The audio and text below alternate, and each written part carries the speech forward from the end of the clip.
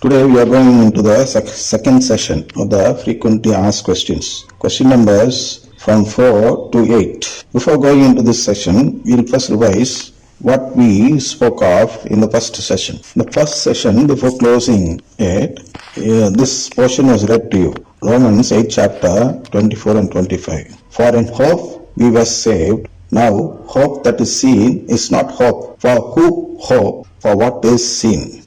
But if we hope for what we do not see, we wait for it with patience. This portion was asked to be read daily by you in the last session. I hope all of you would have read it in this week daily and would have recollected what the explanation for these words are. Yet I'll just say something about it and then proceed. What does this thing say is that we are waiting in patience, with patience, to receive that redemption which we hope for. So until then, we are not children of God. That is, we are not adopted as the filial children of God, which we call it as divine filiation. We are not yet given that right of filial relationship. So we are waiting for it. This is our hope towards redemption. We hope to receive it. But people of other denominations, they don't hope for it. They hope for something else. So unless we hope for it, it would not mean that we have asked for that type of redemption. So we Catholics, we seek that type of redemption, the type which gives us filial adoption. We should be filially adopted by God, and God is waiting for us to respond to it, that we should show our response in actually following a sacramental life. What is sacramental life? Sacramental and spiritual. In this period of this corona and other, what is that thing called?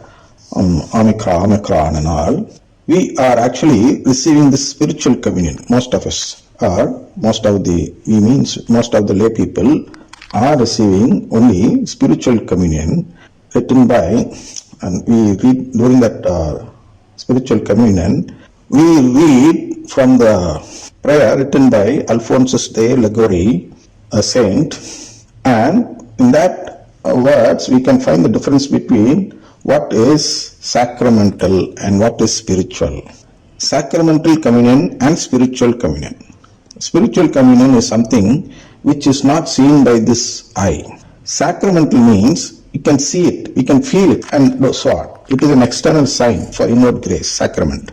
So we should lead a life in such a way that we show it outwardly to others that we believe in the Eucharistic Lord, that we believe in the divine filiation which God is about to give us, that we believe in His family, mainly the church, and so on. This thing is revealed when we receive it through the sacrament, something that is through an external sign. We should live a life by showing external signs wherever it is possible. We should not take it for granted. We should not say that God knows what I am feeling, so I need not show it outside, I'll keep it inside. We should not think of that. We should not expect to live in such a type of life and then receive the redemption. So we should follow a life where everything is shown in an outward manner to this world. That is a life of sacramental. That's what we saw already.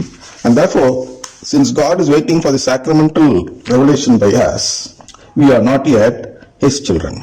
Of course, since we are created by Him, we are called His children at present. All people, not only Catholics, people whoever is born in this world, those people are all called as children of God and not only Catholics. So there is some difference between other people and Catholic. What is that difference? That difference is that we will continue to live as children of God even after our death. But those people, they refuse to accept this right from God by accepting other faiths. If at all they accept this faith, Catholic faith, they would also become children of God even after death. This is what we should first of all understand. So, until the day of the judgment, we are all only temporary children of God. And only after that, Catholics, real Catholics, who really believed in the teaching of the Catholic Church, will be given the right to inherit God's filial adoption and become his heir, co-heir with Jesus Christ. This is what we saw in the first session. The second session, there are another type of question which speaks about religious life. Religious people expect some privilege from God during judgment. And since lay people don't consecrate the whole life towards God's plan, religious people, since they have left the family and other worldly life and have come into this religious life, they expect some sort of privilege in receiving this redemption from God. So they keep asking this question often, and will come as follows from 4 to 8. The fourth one, is it not enough to get eligibility to become children of God if we sacrifice our married life and become a celibate person? Fifth one, if God refuses to give eternal life to a celibate religious person, does it not mean that God has no mercy? Sixth one, why should God make someone a religious person without electing that person as one of his children? The seventh one, when the religious have consecrated their life for God's family, how can anybody say that they are not children of God?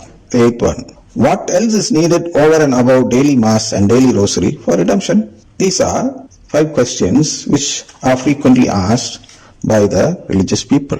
Before we go into the answer, we should first read Luke 17th chapter. Actually, what we need to note is the 10th verse, but I'll read you the passage itself. The apostles said, that is from the 5th verse I'm reading, the apostles said to the Lord, increase our faith. The Lord replied, if you had faith the size of a mustard seed, you could say to this mulberry tree, be uprooted and planted in the sea, and it would obey you. Who among you would say to your slaves, who has just come in from plowing or tending sheep in the field, come here at once and take your place at the table? Would you not rather say to him, prepare supper for me, put on your apron, and serve me while I eat and drink? Later you may eat and drink. Do you thank the slave for doing what was commanded? So you also, when you have done all that you were ordered to do, say, we are worthless slaves, we have done only what we ought to have done. See, this is what is a portion that not only religious people, but all the Catholics should remember. See, when a slave actually, when he comes after doing a lot of work in the field, do we give a place in our table during supper or dinner? We don't accept them into the table in which we are having our dinner. We keep them separately. This is what is the fate of mankind. We are not actually eligible to sit in the table in which the Lord is having his supper. He is in a different status than ours. But in spite of it, what God is trying to do? He is trying to call us and make us sit in his table. He is doing it. We are not doing it. But God is trying to do that thing by giving us this filial adoption. So we shouldn't claim that right. We shouldn't blame God or find fault with God for not accepting us as his children. We are not worthy of it to claim a place in the table of the Lord. So instead, what are we asked to do? Prepare supper for me, put on your apron and serve me while I eat and drink. Later you may eat and drink. Is what the actual righteousness which we should expect from God. In spite of it, God is calling